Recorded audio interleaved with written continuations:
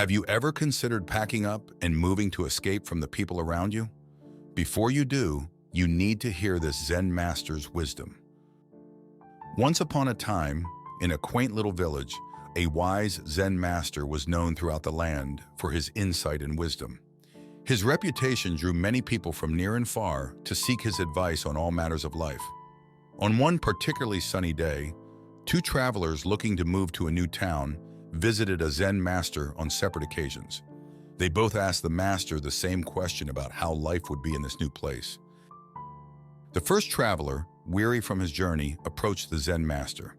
"Master," he said, "I am contemplating moving to your beautiful village. Could you tell me what kind of people live here?"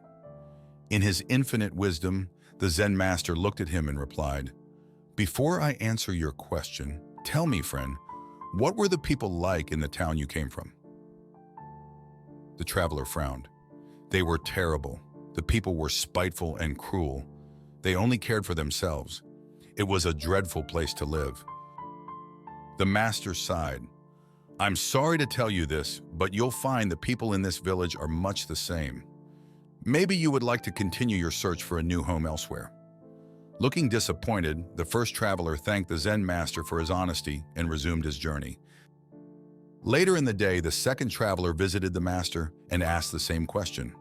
In response, the Zen master asked him about the people in his previous town. This man's face lit up as he recalled, "Oh, they were the loveliest of people. They were so kind-hearted, generous, and caring. They were one of the reasons it was so hard for me to leave." The Zen master smiled and declared, "You'll find that people in this village are very much the same. I'm certain you will feel right at home here." The second traveler thanked the Zen master and was delighted at the prospect of settling in a place that echoed the kinship of his previous town. This Zen story explores the concept that we are mainly accountable for what happens in our lives. It teaches us that our actions bear consequences, and these consequences, whether positive or negative, are the outward manifestations of our own deeds. This concept could be very empowering, as it means we have control over our attitudes and reactions, regardless of the situations we find ourselves in. Think about your own life. Life can be challenging sometimes, both in terms of where you are and the people you deal with. It's a reality you can't escape, and even if you try to, you may end up in the same place again and again. But how is it supposed to be? I know it's hard, but there's always something you can do. Rather than trying to escape your problems by changing your environment or the people around you, why not be the one to start the change?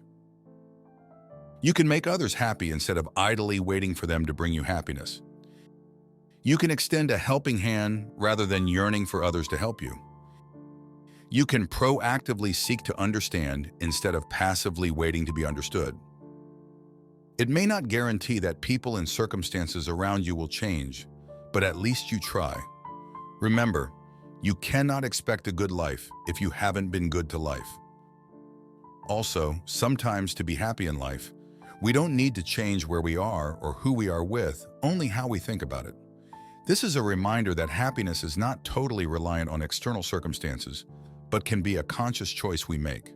After all, we are all going to die, so choosing to be happy in this lifetime is not that bad. Thank you for sharing your time with us, and please subscribe for regular servings of stories and becoming part of our community committed to personal growth. See you in the next story, and never forget, you are enough.